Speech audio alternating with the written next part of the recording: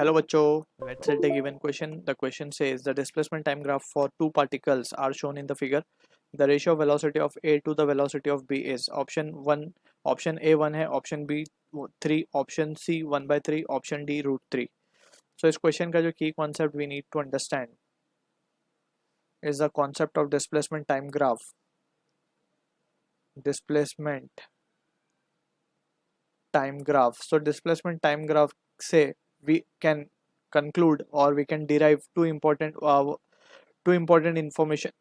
Basically one important information we can derive from it, that is slope जो होता है इसका displacement time graph का, that is we calculate change in y axis upon change in x axis along x axis and that will be equals to, अगर हम y axis पर displacement को ले लें और x axis पर time को ले लें कुछ इस तरीके से जो हम यहाँ पे शो कर रहे हैं ग्राफ पे, तो we can write delta y will be delta v and delta x will be delta t. अब delta v x versus t का ग्राफ हम बना रहे हैं, तो ये हो जाएगा delta x by t, यानी कि change in displacement with respect to time will be defined as what, velocity.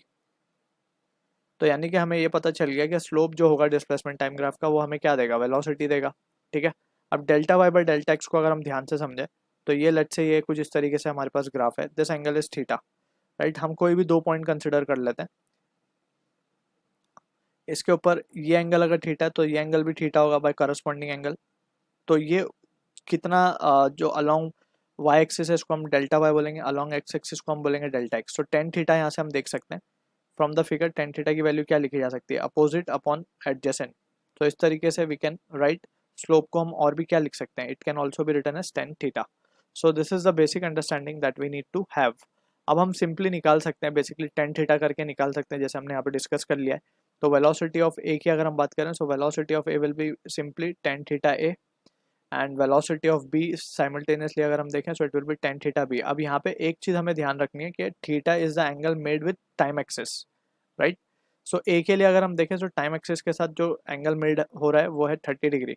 सो यहाँ पे ये आ जाएगा 10 ऑफ 30 डिग्री, राइट. सो ये हो जाएगा 10 30 विल बी 1/√3. ठीक है.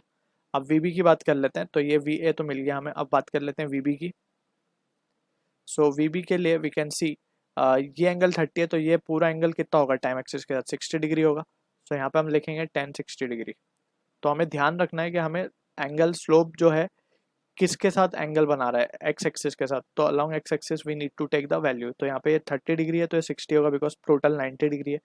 तो 10 60 डिग्री. सो 10 60 होता है हमारे पास वी बी की अगर हम बात करें. सो 10 60 होता है √3. सो अब इन दोनों का रेशियो ले लेते हैं finally. So V A upon V B will be equals to 1/√3 into √3 will be 1/3. So this is the answer जो कि मैच हो रहा है ऑप्शन सी के साथ. So I hope you understood the solution. All the best.